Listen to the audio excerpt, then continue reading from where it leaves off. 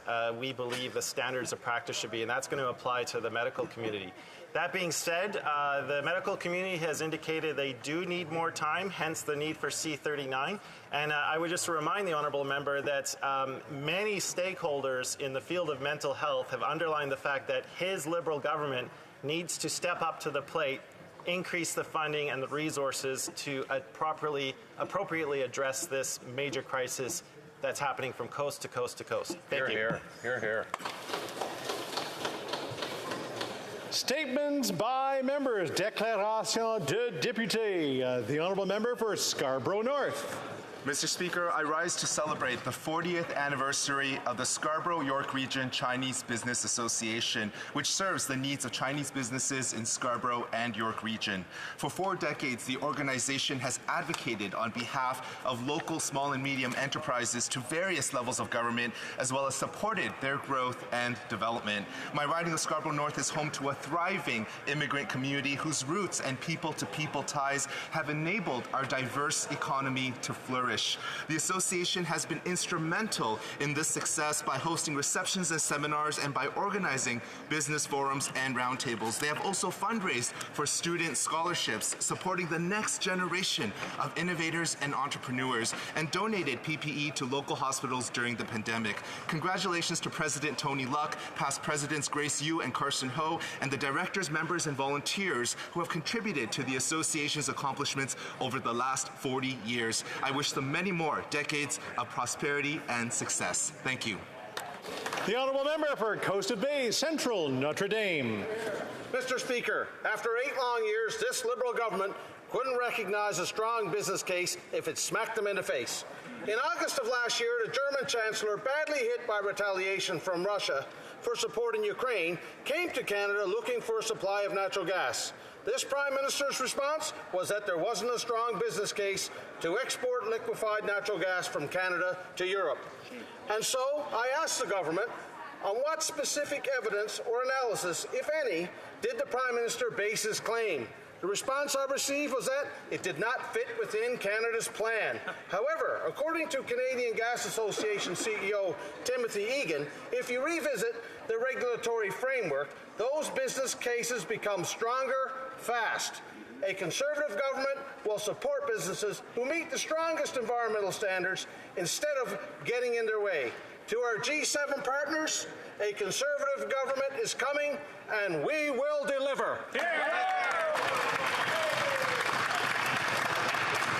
The honourable member for Fredericton. Mr. Speaker, in recognition of Sexual and Reproductive Health Week, I want to acknowledge that in 2023, too many Canadians are still unable to make an informed decision about their contraceptive health. Access to contraceptives should not depend on your bank account, where you live, or who you are. Everyone should have access to the information to choose what method works best for them and be confident in the quality of care they will receive when they seek reproductive health care. Unfortunately, we know a key issue is the pervasiveness of systemic racism in our institutions, creating disproportionately negative experiences and outcomes for Black and Indigenous people. This is why it is essential to include all forms of contraceptives in the National Formulary for Pharmacare, as called for by Action Canada for Sexual Health and Rights. Moreover, as called upon within Joyce's principle, we must adopt a framework of reproductive justice in patient care and address the gendered inequalities, discriminatory social norms, and institutional structures to advance health, gender equality, and human rights.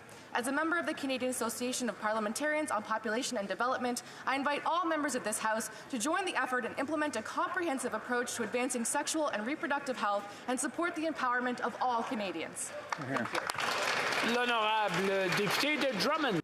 The honourable member for Drummond. Mr. Speaker, we know that films and series produced here at home are the best. They tell our stories and our colours, and they showcase our talent, both here and abroad.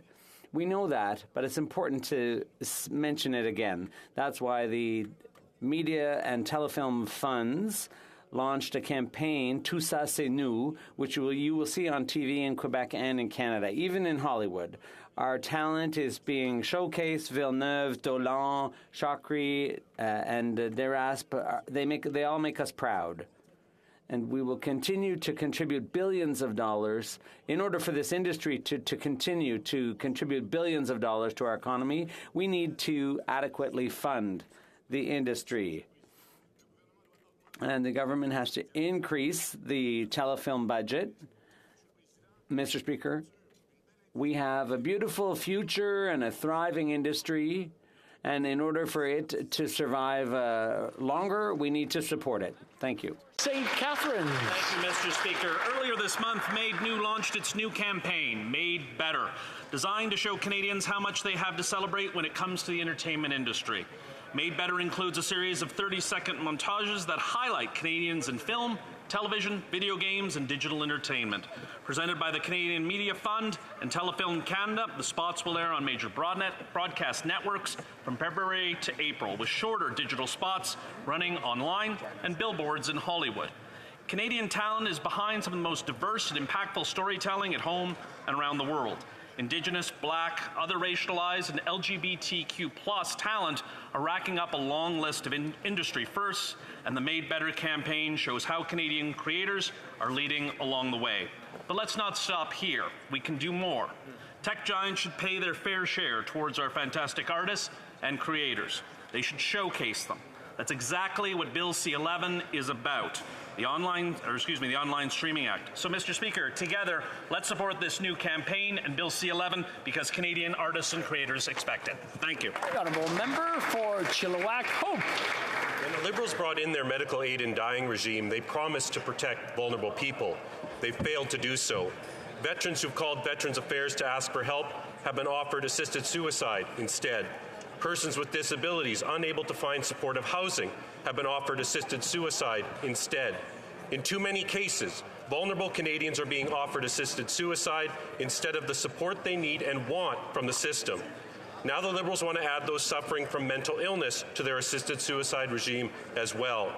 After months of dragging their feet, they belatedly brought forward a delay to this reckless idea. But we don't just need to delay this dangerous expansion of assisted suicide, we need to reject it entirely. Conservatives will never give up on those experiencing mental illness. We believe that recovery is possible and that we should focus on offering treatment and help, not assisted death, to those who are suffering. This is a matter of life and death, and we must act to protect vulnerable people once and for all. Hear, hear. The honourable member for Sydney Victoria. Mr. Speaker, I rise today to celebrate Heritage Day in Nova Scotia, where next week we'll honour the beautiful words and life of the late Mi'kmaq poet laureate Rita Joe. Rita Joe's work narrated the challenges of indigeneity through her lived experience, told through magnificent and heartfelt poetry. A survivor of the Indian residential school, Rita Joe began writing in the mid-70s and is well known for her poems, I Lost My Talk, where she asked readers to let me find my talk so I can teach you about me. Mr. Speaker, she wrote 7 books, including the Poems of Rita Joe and the Mi'kmaq Anthology.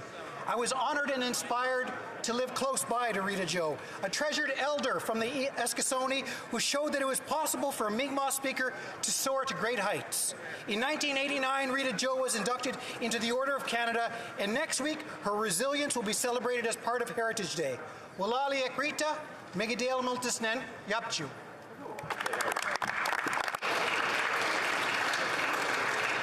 The honourable member for Humber River Black Creek.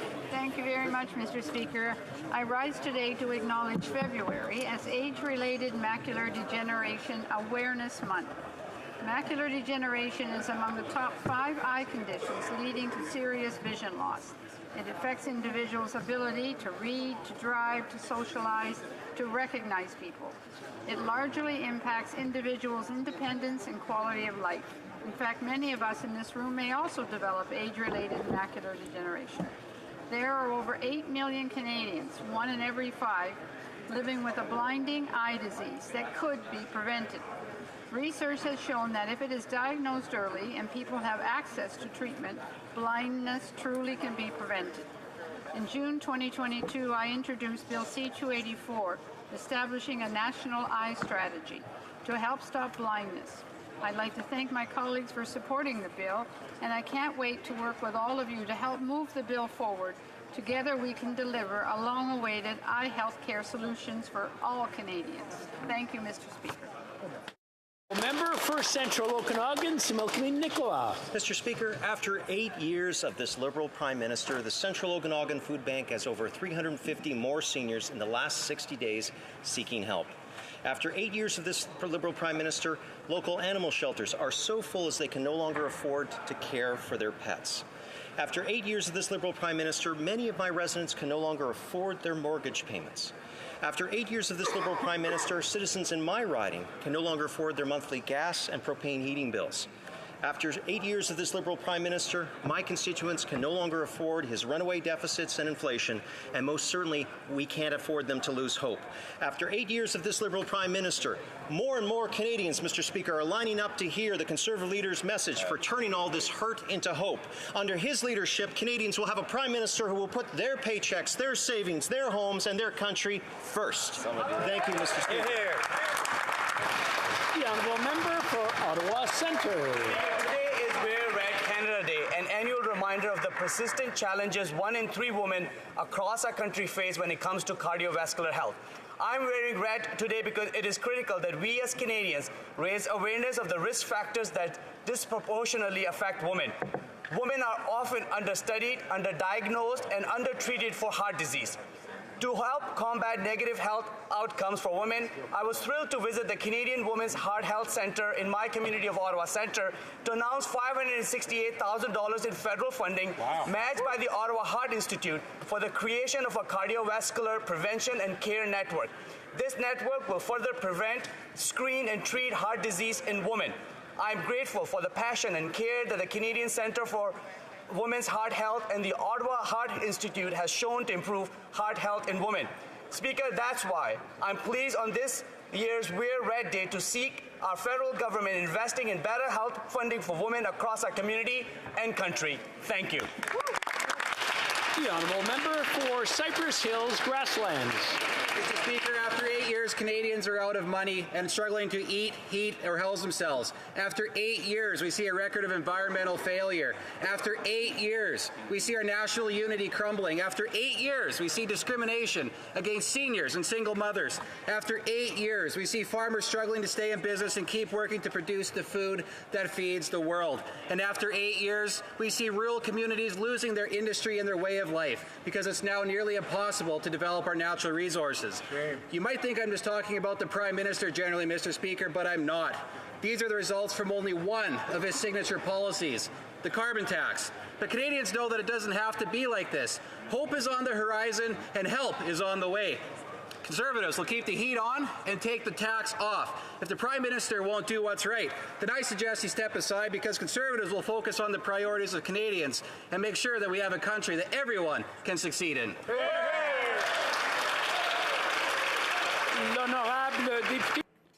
The Honourable Member for Portneuf-Jacques-Cartier. Mr. Speaker, we are in tough economic times. All indicators point to the next few months continuing to be difficult. After 8 years of bad results on the environment, and in this economic climate, this Prime Minister and the Liberal government want to increase the carbon tax in April. I'd like to remind my colleagues that this government's carbon tax magic wand has landed us at the bottom of the pack when it comes to GHG reduction. In 8 years, this government has never succeeded in reducing GHGs. This government should do like many countries and give people a bit of a break. If they were responsible, they would cancel the planned increase and work on new ways to truly tackle climate change. We have the talent and the know-how to develop green technologies and make our country an environmental leader. It's time to get a Conservative government that will develop concrete actions on the environment and stop pitting the environment against economic development. The Honourable Member for Argenteuil-La-Petite-Nation. Mr. Speaker, yesterday was the conclusion of the 57th edition of the longest and oldest cross-country ski race in North America, the Canadian Ski Marathon. despite all the challenges and difficult weather conditions. This year's edition marked a return to the traditional westbound trail. The start was in the Mont-Tremblant area, and the finish was in Buckingham, in the Outaouais, all of which was largely in my riding of Argenteuil-La Petite Nation. The Canadian Ski Marathon is more than just a sports competition. It's a time for us to show our commitment to athletic excellence and our desire to celebrate the achievements of our national athletes.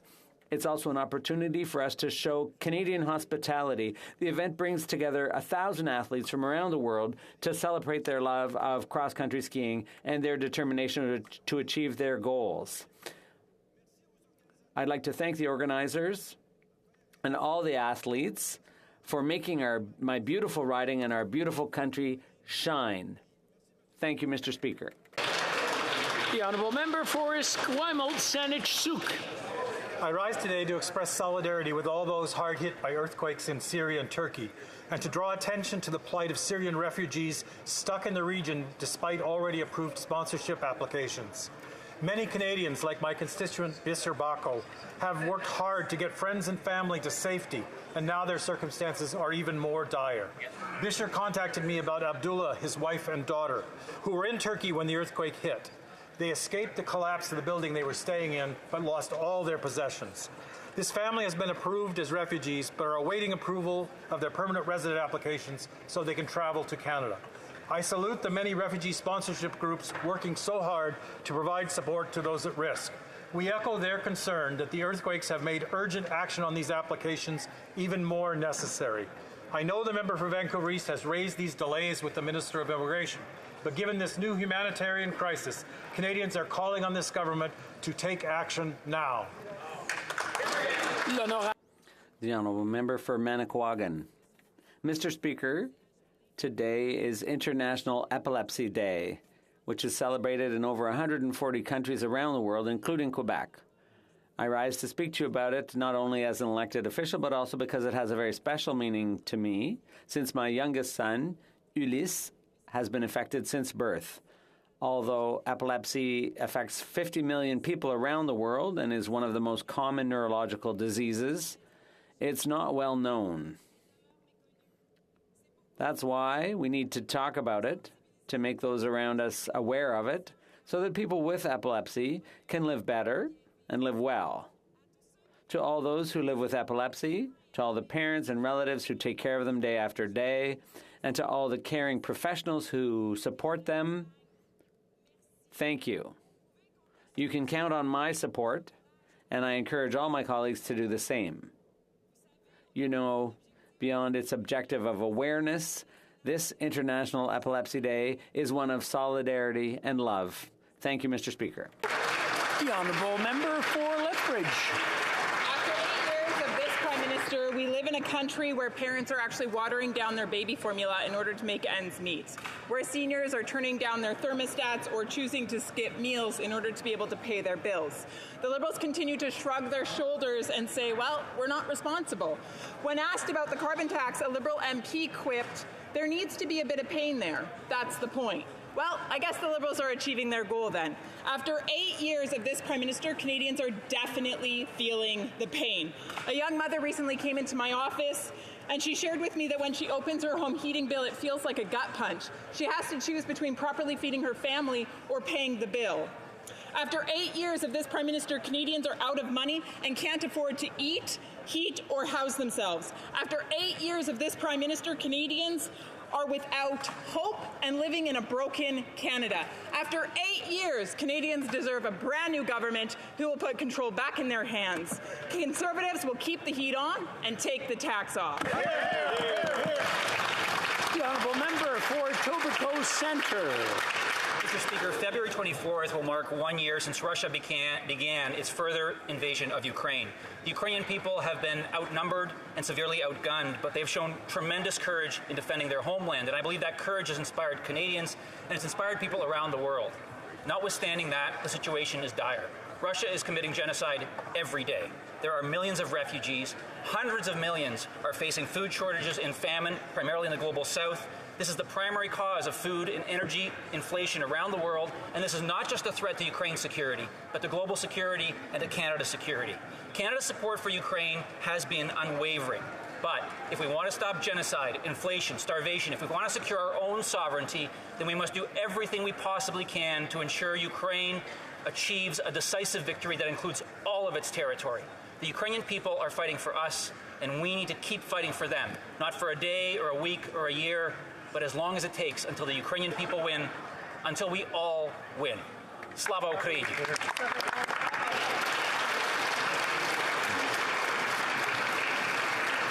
Oral questions, question orale. The honourable member for Thornhill.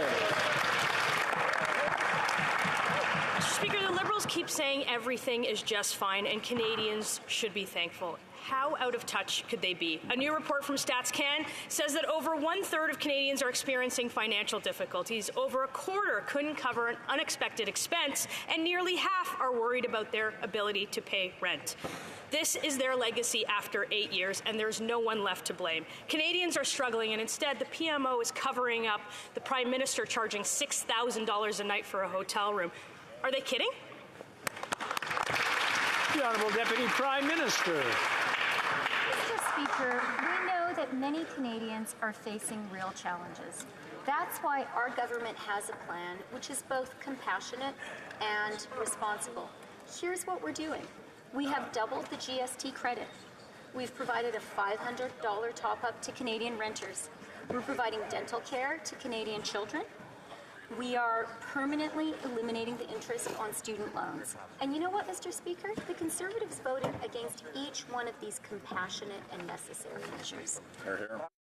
Thornhill. Mr. Speaker, after 8 years of this Liberal Prime Minister, Canada feels broken, and it's not just because we say so, it's because Canadians know so. 2 out of 3 Canadians say that, according to a Leger poll. 8 years of this Prime Minister has given them record prices on rent and housing, record prices for home heating, record prices for gas and groceries. These aren't the right records. Those aren't the records we should be breaking. Will the Liberals take some responsibility for the pain that they've caused millions of Canadians, or will they just keep pretending like nothing's wrong? The Honourable Deputy Prime Minister. Mr. Speaker, it's the Conservatives who need to take responsibility for their reckless and irresponsible plan for the economy. Mr. Speaker, it's the Conservatives who are saying to Canadians that crypto is a way to opt out of inflation. Mr. Speaker, it's the Conservatives who want to eviscerate the EI system that so many Canadians depend on. It's the Conservatives who want to jeopardize seniors' pensions. It's the Conservatives who voted against early learning and childcare for all Canadian children and families, Mr. Speaker. For Thornhill.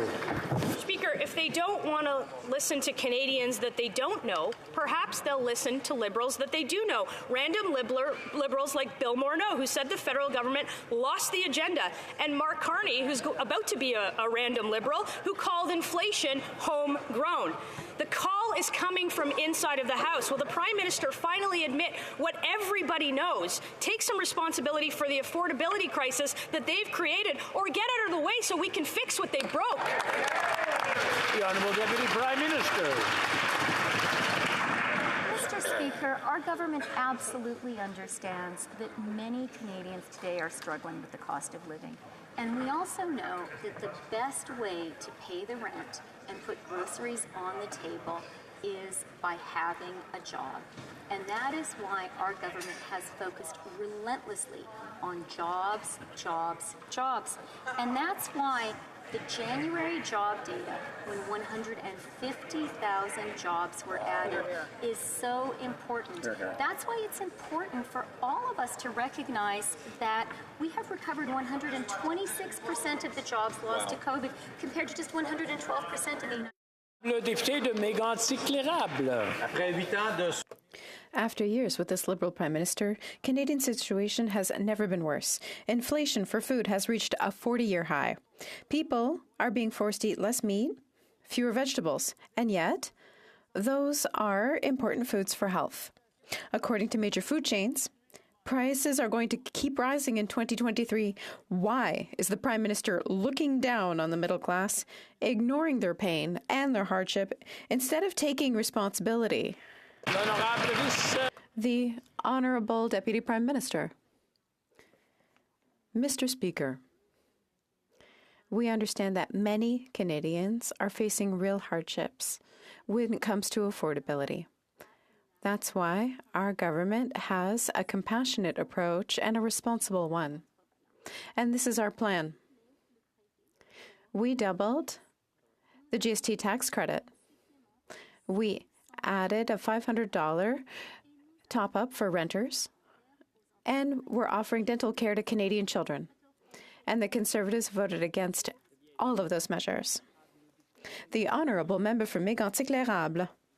Mr. Speaker, after 8 years, what the Conservatives voted against were inflationary policies from this government, which have led to everything in this country costing more, and every family is experiencing more and more hardship. That's the reality. Students have to crowd into tiny apartments because they can't afford the rent. And they have the nerve to say that everything's going fine in Canada. Canadians are paying the price for 8 years of this government's inflationary policies. Will the Prime Minister take responsibility once and for all and finally give a little bit of hope to Canadians? The Honourable Minister for Canadian Heritage. Mr. Speaker, when it comes to money, it doesn't grow on trees, and it's not cryptocurrency that can multiply infinitely. If they get elected, they're going to cut for our students, our seniors, our families, our daycares. They're the ones who are going to cut. The Honourable Member for La Prairie. According to Chantal Hébert this morning, the Anglo-Quebec wing of the Liberal government wants nothing more than to... I didn't hear a thing. So I will ask the member to restart so that we can all hear his question, the Honourable Member. According to Chantal Hébert this morning, the Anglo-Quebec wing of the Liberal government wants to prorogue the House rather than pass Bill C-13 as amended by the opposition because it recognizes, imagine this, the Charter of the French language. What horror. All the work of this House should be stopped because a few West Island MPs don't want to protect French. These members don't want to protect French, not in the West Island area, not in Quebec, not in Acadia, not in the rest of Canada. Can the Prime Minister assure us that Bill C-13 won't end up on the 13th Circuit? The Honourable Minister for Official Languages. Mr. Speaker, it's the contrary. We are impatiently looking forward to passing this bill. That's why we're going forward with an ambitious bill that will make a real difference in Canadians' lives. We are the first government to recognize the importance of French throughout the entire country, including Quebec, and I'm looking forward to passing this bill that will make a real difference for all Canadians. The Honourable Member for La Prairie. Well, she'll have to convince her co-workers. In the same column, it was implied that Anglo-Quebec MPs imposed the Charter of the French language, and they might go so far as to leave the Liberal Party rather than vote for C-13. Life is so hard for English speakers in Montreal. Life in Westmount and Mount Royal is a gulag to hear them talk about it. They already speak way too much French there. There are Francophone and Acadian minority communities that are desperately waiting for C-13, but the Liberals continue to let them down so as to avoid upsetting West Island.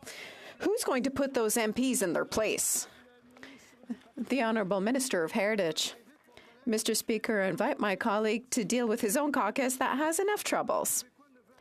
The Bloc Québécois doesn't want anything to do with C-13, and they've stalled the bill from the beginning. They don't support it. They're going to vote against it. I'll tell you one thing. The members for Quebec are going to stand up, defend French in Quebec and throughout the rest of Canada, no matter what the Bloc does. The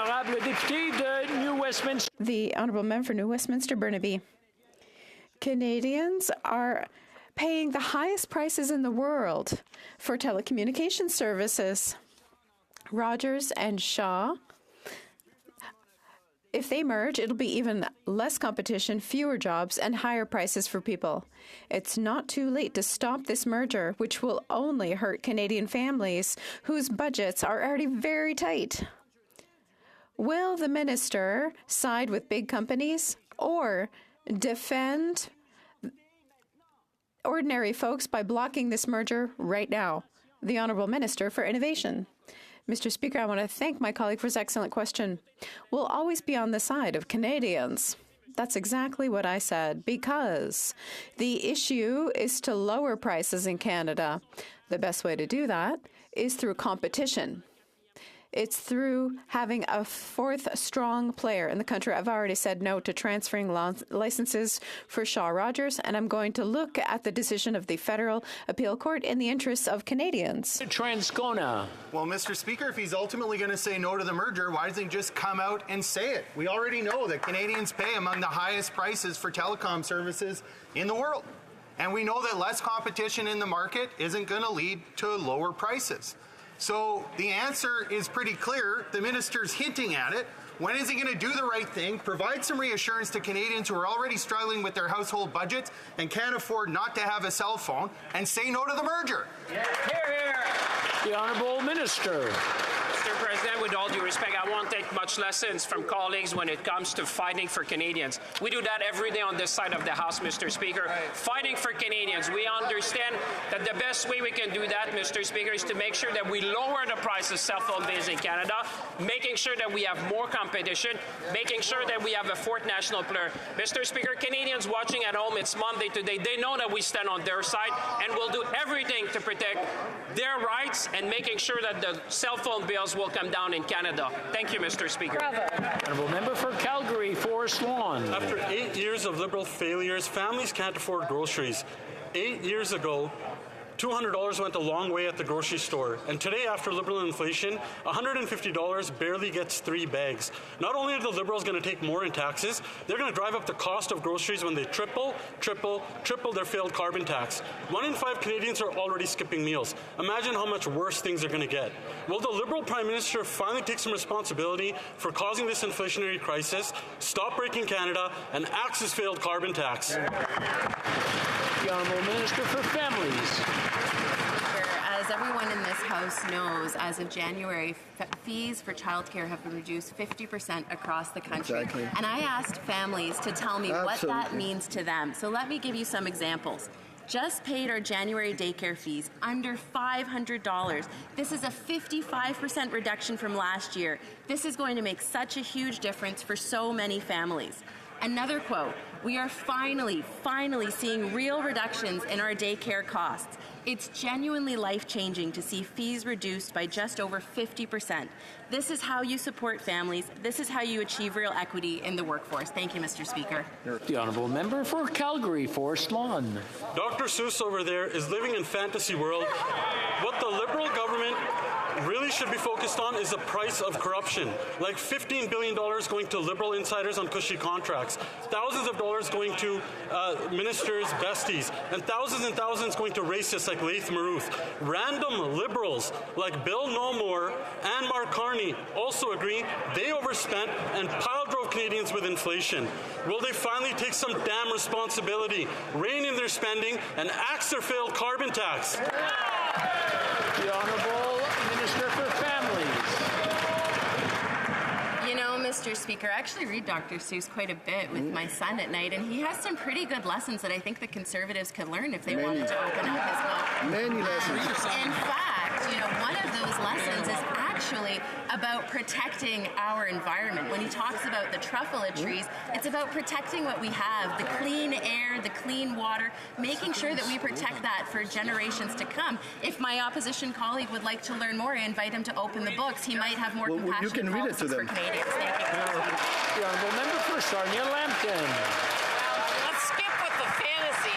Mr. Speaker, I'm a numbers girl, so here's the numbers. 8 long years under this Prime Minister, 40-year highs in inflation, food prices 10% up, and they're going to triple the carbon tax. You know what that adds up to? 67. That's the percent of people that think Canada is broken. So will this Prime Minister take responsibility for breaking the country, or will he get out of the way and let us fix it? Yeah. The Honourable Minister of the Environment.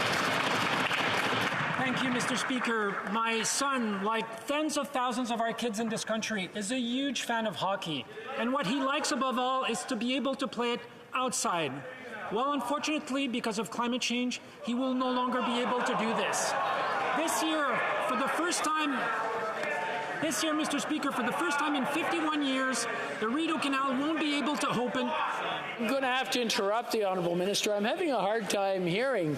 I don't know, there's a very strong voice coming from right here. It prevents me from hearing. I'm going to have to ask him to start over again so that I can hear his full answer. The Honourable Minister, from the top, please.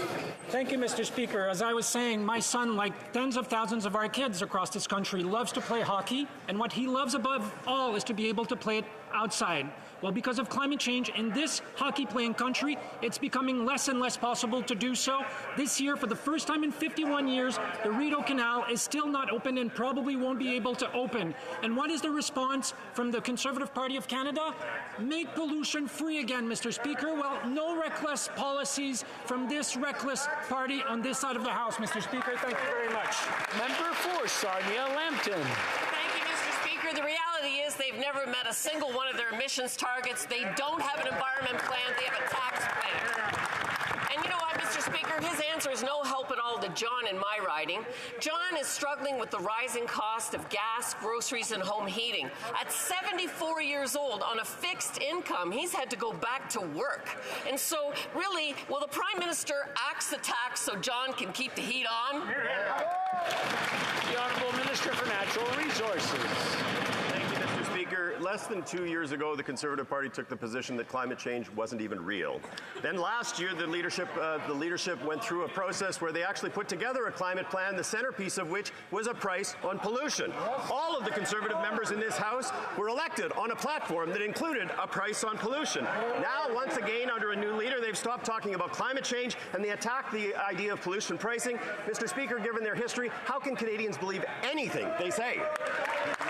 The Honourable Member for Central Okanagan, Similkameen Nicola. That's a lot of hot air coming from that side. After 8 years of this Liberal government, local animal shelters are filling up because their owners can't afford to keep their pets. In the last 2 months, the Central Okanagan Food Bank has added 350 seniors who need their help.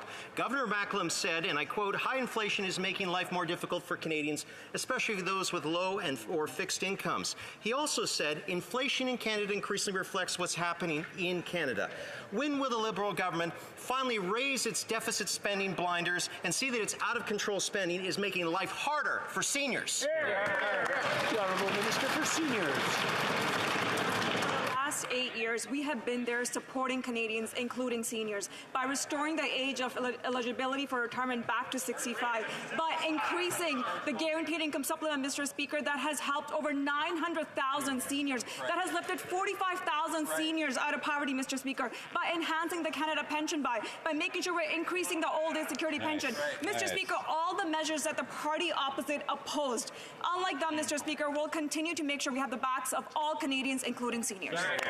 Honourable Member for Central Okanagan, Similkameen Nicola. John in Sarnia and seniors in my riding can't eat those talking points. You know, Mr. Speaker, even Liberal wannabe leader Mark Carney, who moonlights as an advisor to the Prime Minister, knows that the Liberal government has it wrong. He knows their runaway deficit spending is inflationary. And he said, and I quote, "It's not all imported inflation. In fact, most of it is now domestically generated inflation." After 8 years of this government, residents in my riding are facing sky-high gas and propane bills and now must choose between heat, food, or their pets. If the Liberal government won't stop its spend deficits, Mr. Speaker, can they at least cancel the triple? Deputy Prime Minister. Mr. Speaker, our government will take no lessons from the Conservatives when it comes to protecting Canada's most vulnerable. Thanks to measures put in place by our government, hundreds of thousands of seniors have been lifted out of poverty and hundreds of thousands of Canadian children. And we've done that, Mr. Speaker, while maintaining Canada's AAA credit rating, while having the lowest debt and the lowest deficit in the G7. We can be compassionate and fiscally responsible at the same time. And that's what we're doing. Hear, hear. Le député de Lac-Saint-Jean. Mr. Speaker, right now, at Roxham Row, there are smugglers duping migrants in order to exploit them. Unaccompanied children are wandering the woods in the middle of winter. People are being incarcerated for indefinite periods. That's Roxham Road. That's what the federal government's supporting. Asylum seeker advocacy groups are calling for the suspension of the Safe Third Country Agreement. They're the ones who should be heard, and why does the federal government refuse to hear them? The Honourable Parliamentary Secretary to the Minister for Immigration. Thank you, Mr. Speaker. Before answering the question, I just want to talk about the incident that happened in my community this morning in Orleans. I want to send my thoughts and prayers to all those being affected by it. A big thank you to first responders. And I just want to say that I'm here and I can help. As for the question, the situation at Roxham Road is a difficult one. It's not solving the problem.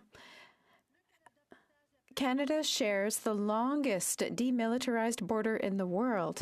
What we need to do is modernize our agreement, and that's what we're going to do. The Honourable Member for Lac-Saint-Jean. Mr. Speaker, let's hear from those who actually defend migrants. France Andre from the Action Committee of People Without Status said that suspending the Safe Third Country Agreement must be the first action taken by the government if it wants to show that Canada is not the 51st state of the United States when it comes to welcoming refugees. And he's right. The United States is part of the problem at Roxham. Its customs officers have become smugglers. The federal government must suspend the agreement to force Washington to move. Will it do so? The Honourable Parliamentary Secretary. Mr. Speaker, listen, I'll be very candid. In my opinion, the Bloc Québécois lost its credibility when it says that asylum seekers cross the border as though they were going for a vacation, or they think that the asylum seeker situation is a joke. It's not a joke for us. We take this situation very seriously.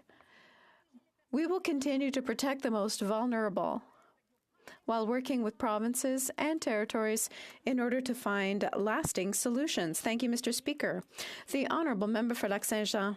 Mr. Speaker, the government's trying to control the narrative around the scandal at Roxham Road, but the real scandal is that Roxham's become a network of exploitation of asylum seekers supported by American authorities. The real scandal is that Americans' custom officers have become smugglers right under the nose of the feds. The real scandal is that this government's aware of all this and accepts it. The Safe Third Country Agreement has to be suspended. It's the only way to stop the exploitation of migrants and to force the Americans to respect it. When will the federal government finally act? The Honourable Minister of Canadian Heritage. Mr. Speaker, the real scandal is the Bloc Québécois publicity saying that welcoming refugees is akin to going on an all-inclusive vacation, and it is deeply sad. These people are leaving the country in extremely difficult conditions. They have children. They're trying to rebuild their lives. The least we can do is to welcome them with dignity and not by insulting them. Kildonan, St. Paul. Mr. Speaker, after 8 years of this Liberal government, violent attacks on public transit are becoming the norm. Just in the past few days, a woman had her face slashed with a knife on the TTC, and a Winnipeg transit passenger was attacked by a man with a machete. Canadians deserve to feel safe when they ride public transit, Mr. Speaker. When will the Liberals take responsibility for these violent crime incidents and do the work to keep our communities safe? The Honourable Minister for Public Safety. Mr. Speaker, I share my colleagues' concern, which is precisely why I've been in touch, and a number of my colleagues have been in direct contact with the City of Toronto to make sure they're getting the support they need when it comes to mental health, when it comes to homelessness, poverty, and other social determinants which lead to crime. We're also providing additional supports for law enforcement, Mr. Speaker, and at each and every critical juncture when the Conservatives have had an opportunity to support the measures, what have they done? They have voted against. If they're serious about protecting our communities, they should support the policies of this government, because that is how we are going to better do that. Thank you.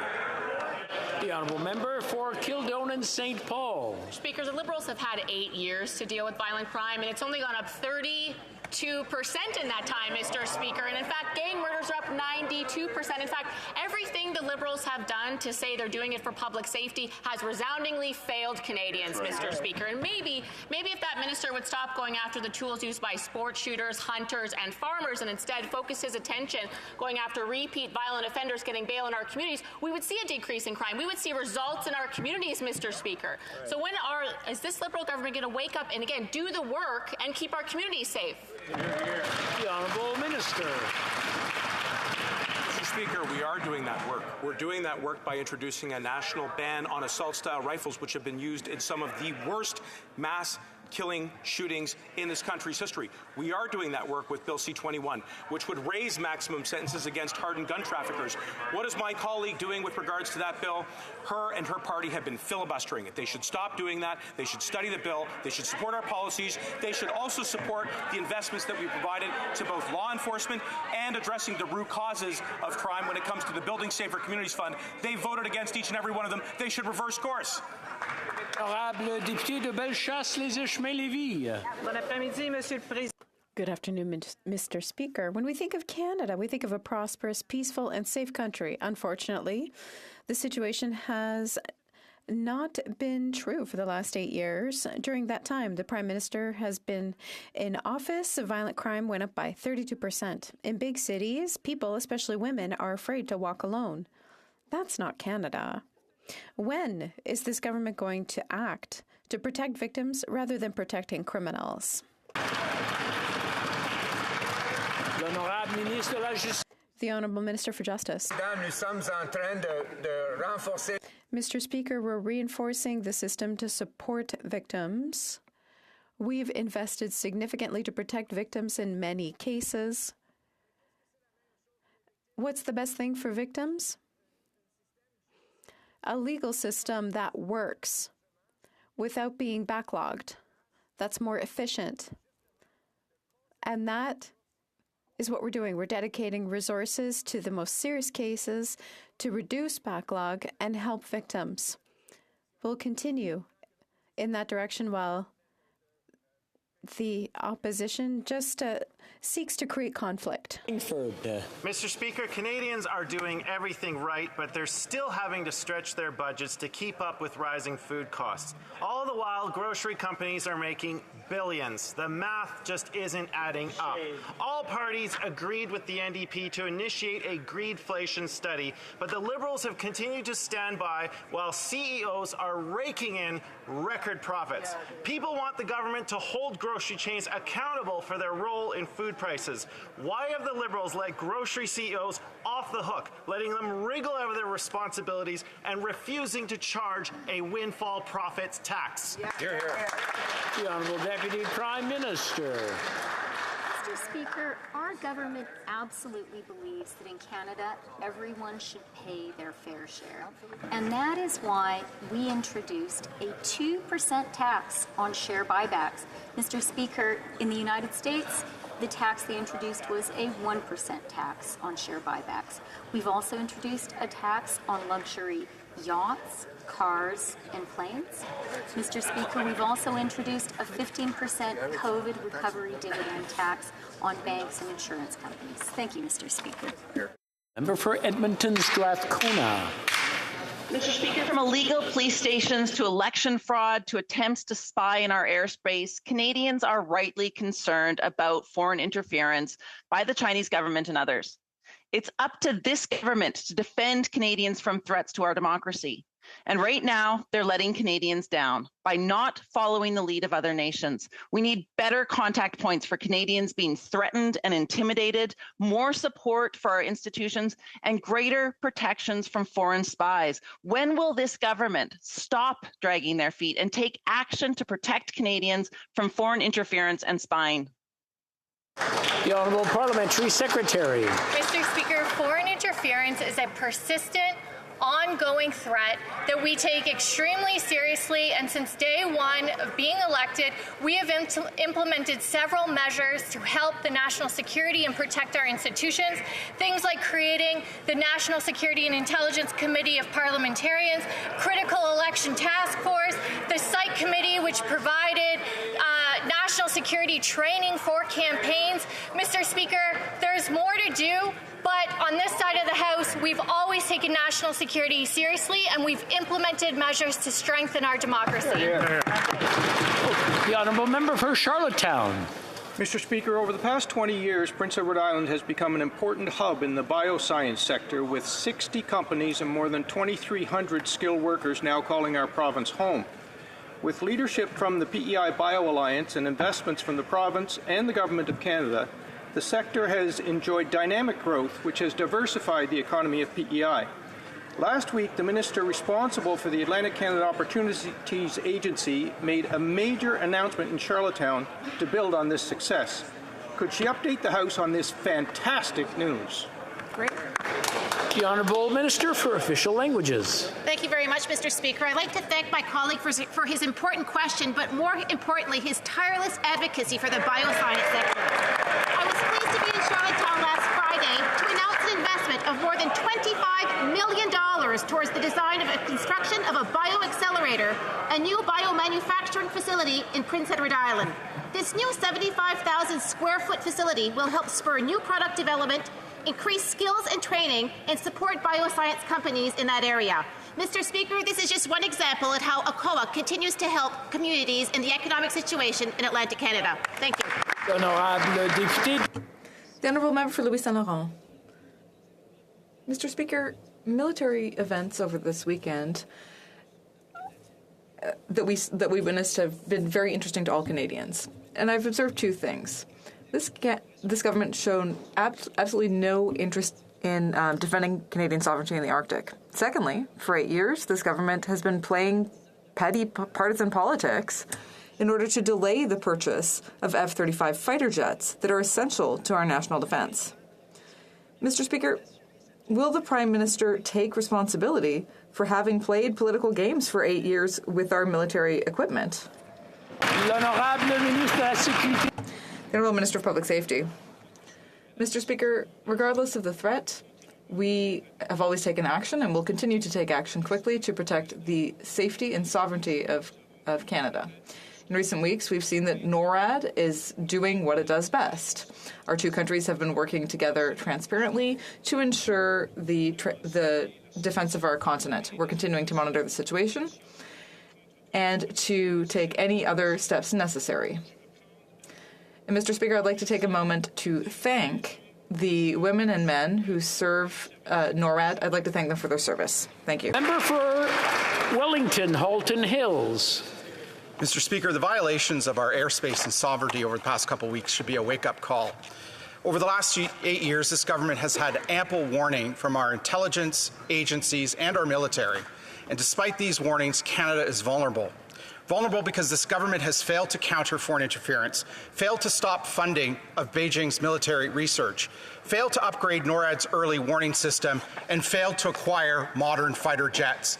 Does the government now understand how vulnerable this country is? The Honourable Minister for Public Safety. Mr. Speaker, I want to begin by assuring my colleague and all members in this chamber that Canada has acted and will continue to act swiftly and decisively to protect our safety and our sovereignty.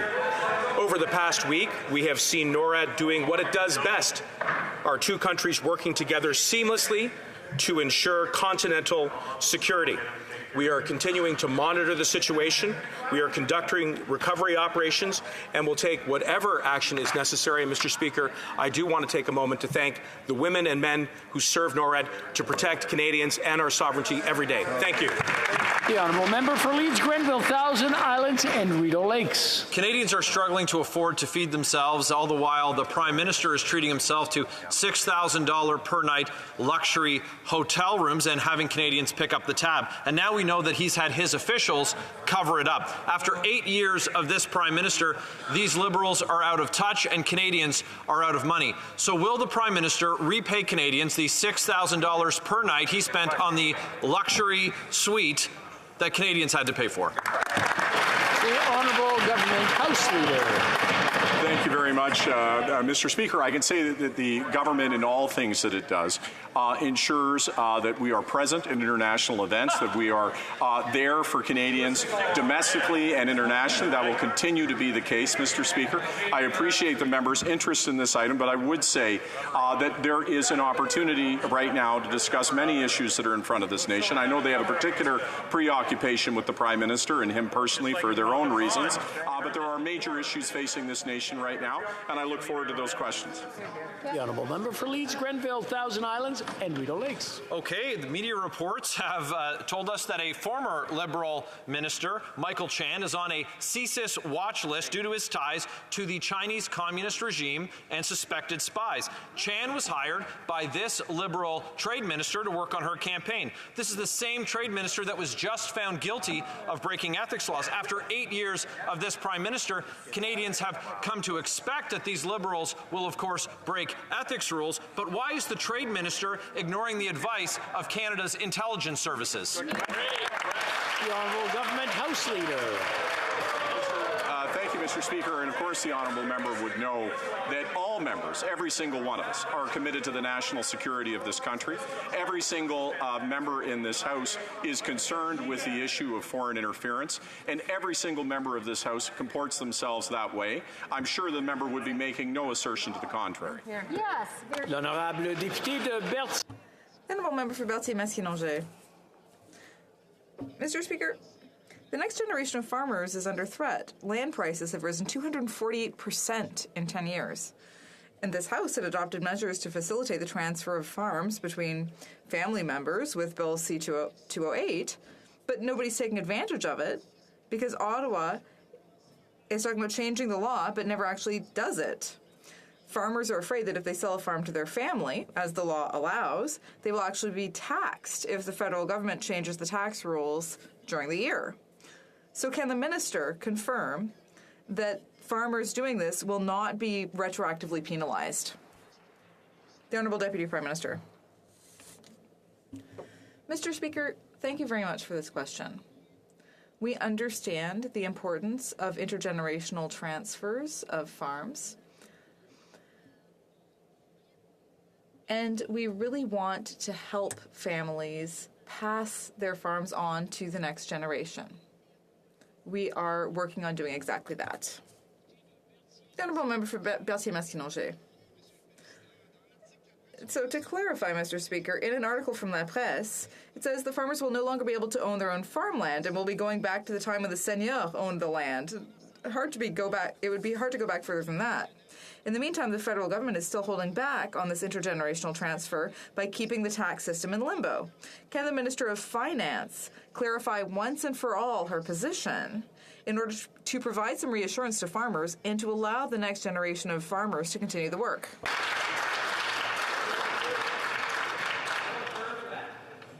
The Honourable Parliamentary Secretary. Thank you very much, Mr. Speaker.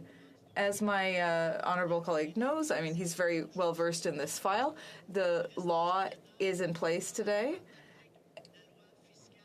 The tax law is being applied, and this, the transfer of agricultural land is an important issue for us. It's important in Quebec and across Canada. The Honourable Member for Charlesbourg-Haute-Saint-Charles. Mr. Speaker, we know that there's something strange in the relationship between the Liberal government and McKinsey. So it's no surprise to learn that the Comptroller General of Canada, HoC, has warned his subordinates to be careful what they write about when it comes to McKinsey. So the Prime Minister is still refusing to give us any details about these contracts with McKinsey. His ministers don't seem to know what's going on, and now we have the Comptroller General who seems nervous to give any information that might be made public. What does the Prime Minister have to hide? The Honourable Government House Leader. Mr. Speaker, it's clear that when governments deal with contracts, that's an independent process. And in every case, the highest standards are applied. That was the case here, and that will be the case in the future. Member for Sherwood Park, Fort Saskatchewan. After 8 years of this Liberal Prime Minister, Canadians are struggling, but their Liberal friends at McKinsey have never had it so good. Now, McKinsey worked for ICE in the United States, where they advised the Trump administration to cut food and medical supplies for immigrant detainees. These are the same people that the Liberals then turned to for advice on immigration, even when the Public Service said that they could do the work themselves. So will the Prime Minister take responsibility for bringing McKinsey into our immigration immigration system, or will he step aside so that we can fix what he broke? The Honourable Government House Leader. Mr. Speaker, the member across is an honourable member. He's been in this House for some period of time. He would know that the contracts engaged in by the public service are not to have political interference. And his suggestion just a moment ago that his government would influence the decision of that contract is extremely concerning. The reality is, has been clearly identified in committee, that this process is independent, that contracts are used to expand the ability of the public service to do its job so that it doesn't permanently increase the staffing that is there. That allows flexibility to be in the system, Mr. Speaker. The Honourable Member for Calgary Midnapore. After 8 years of this Liberal government, they've spent over $100 million on McKinsey & Company, and that includes $24.5 million from Immigration, Refugees and Citizenship Canada to create policy that public servants should have created. Civil servants have even said that they created the immigration targets. McKinsey & Company did this. So why doesn't the minister just take responsibility for the mess that he created and stop giving pricey contracts to McKinsey & Company? The Honourable Government House Leader. Mr. Speaker, as I've already indicated, the contracts that are engaged in are done so at arm's length. They are conducted by the federal public service, and I'm sure the opposition isn't inferring that if they were in government that they would politically interfere, because that would be entirely inappropriate, Mr. Speaker. But what we can say is the contracts are engaged by the federal public service to expand their ability to give services to Canadians. They've tried many times to raise nefarious conspiracies at committee. I'm sorry to say they have not been successful. They won't be successful there. They won't be successful here. Honorable Député The Honourable Member for Alfred Pélan. Mr. Speaker, artificial intelligence plays a key role in the future of manufacturing, agriculture, and business. Can the Minister of Innovation, Science and Industry please inform the House of the steps our government is taking to fund important projects and support the artificial intelligence ecosystem in Canada? The Honourable Minister of Innovation. Well, I'd like to thank the member for Alfred Pélan for his excellent work and also his leadership, Mr. Speaker. As he said, this morning there was an important announcement. We announced $40 million for AI projects that will generate $117 million for projects across the country. Canada is showing leadership on this across the world. It will allow us to create high-quality jobs, to set up more resilient supply chains, and to permit more productivity. Canada is a leader in AI with investments like the one announced this morning, and we will continue to be a leader. Member for Moose Jaw Lake Centre, Lenigan. Mr. Speaker, after 8 years of this Liberal government, everything is broken. Canadian veterans need help. Wait times are skyrocketing. Veterans are homeless. Funds for veterans in need are being withheld. Mr. Speaker, veterans took an oath to serve their country. They were ready to die for their country. Veterans with PTSD need help from their country. They are not ready to be eliminated by this government. Will the Prime Minister take responsibility for failing our heroes, or just get out of the way so we can fix what he broke? The Honourable Minister for Veterans Affairs. I appreciate my honourable colleague's question, but when his government was in power, they fired 1,000 employees and cut investments to Veterans Affairs. We have invested over $340 million to make sure we address the backlog. We have and will continue to make sure that veterans receive the appropriate remuneration for the great service they provide to this country. Thank you very much, Mr. Speaker. Hear, hear. The Honourable Member for Essex. Mr. Speaker, after 8 years of this Liberal Prime Minister, legal firearm owners want the government to stop harassing them and target the criminals who are the real problem. Crime is up 32% and violent gang murders are up 92% after 8 years of Liberal government. The Liberal Prime Minister is responsible for the criminal code and securing the very borders that illegal guns are smuggled through. Mr. Speaker, will the Prime Minister fix what he broke, reinforce border security, and keep the smuggled guns out of the hands of criminals? Hear, hear. The Honourable Minister for Public Safety. Mr. Speaker, my honourable colleague will have seen that we are consulting with legal firearm owners. In fact, that is precisely what we have been doing throughout the course of Bill C-21, and will continue to, because we know that hunters and trappers and First Nations are part of the Canadian social fabric. More to the point, Mr. Speaker, what we are targeting are those AR-15 style guns which have been used in some of the worst mass shooting tragedies in this country's history. That's what we're after. We're also going to support our CBSA, who are stopping an increasing number of illegal firearms at our border, Mr. Speaker. That's something that I hope that my colleague would support, but in order to do that, he's actually got to vote for those appropriations, and when we do that next time, I hope he will. Thank you very much. The Honourable Member for Lévis-Lotbinière. Mr. Speaker, after 8 years of Liberal incompetence, Canadians are desperately looking for home ownership that's actually affordable. Housing prices are skyrocketing, forcing young Canadians to live with their parents much longer. Mr. Speaker, when will the Liberal government make housing affordable and the cost of living affordable for the younger generation of Canadians who have lost hope in our future because our country is broken? The Honourable Minister of Housing. Opposite, we're focused on making sure that we provide supports to first-time home buyers, encouraging the dream of Canadian home ownership. $40,000 in a tax-free, first-time home buyers tax-free savings account, doubling of the first-time home buyer tax credit, introducing a $200 million rent-to-own program, and banning foreign ownership of Canadian residential real estate. Those are real, tangible measures to help first-time home buyers and not theatre and gimmicks, Mr. Speaker. The Honourable Member for Kitchener-Conestoga. Thanks, Mr. Speaker. This morning, our government made a significant announcement regarding our commitment to investing in rural communities across southern Ontario, including my riding of Kitchener-Conestoga. Our government announced an investment of $39.6 million for the Community Futures Development Corporation across southern Ontario through the Community Futures Program. Could the Minister responsible for Economic Development Agency for Southern Ontario please inform this House on the important investments our government's making in small towns and rural communities? For economic development. I'd like to thank the member for Kitchener-Conestoga for this important question and his tireless advocacy. Rural businesses, organizations, and communities contribute significantly to strengthening the Canadian economy. Community Futures Development Corporations offer on-the-ground support that enable rural businesses to thrive. Our government is investing nearly $40 million, as the member has acknowledged, in Community Futures Development Corporations to enable them to provide the support necessary to grow regional economies. Our government is going to continue to make investments in people that lead to strong economic growth and create an economy that works for all Canadians. The Honourable Member for North Island Powell River. Mr. Speaker, the Minister of Veterans Affairs gave $560 million to a company owned by Loblaws to deliver services for veterans. Now the contract rollout is paused for the second time. Why? Because the company wasn't ready.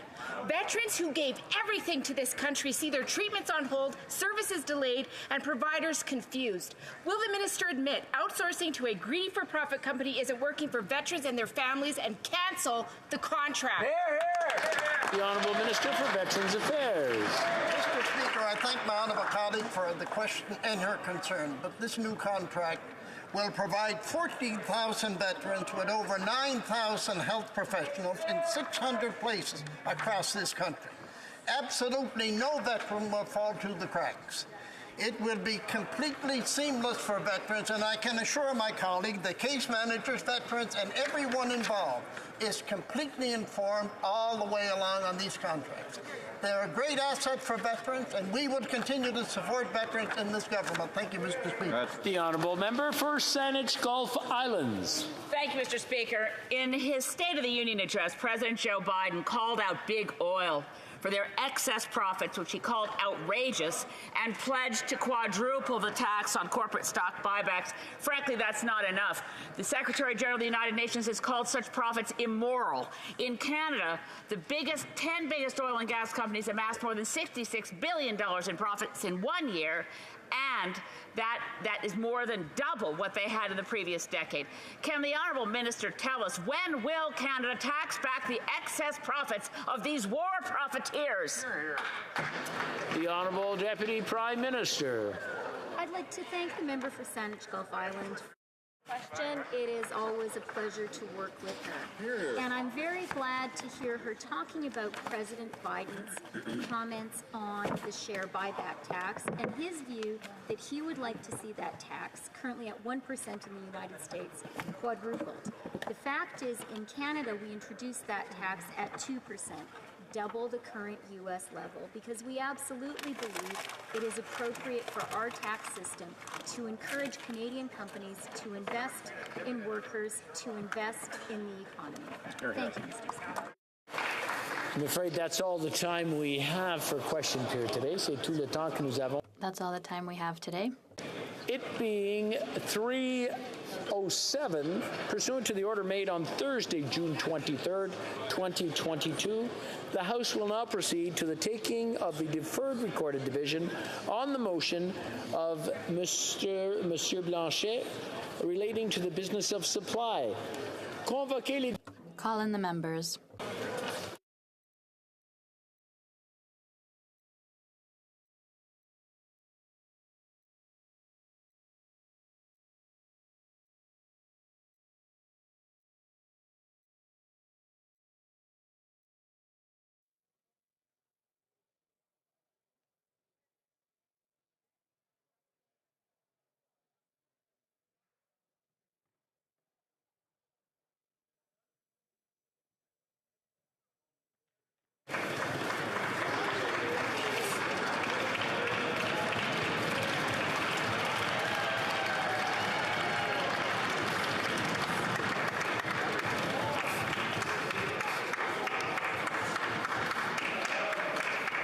The question is as follows.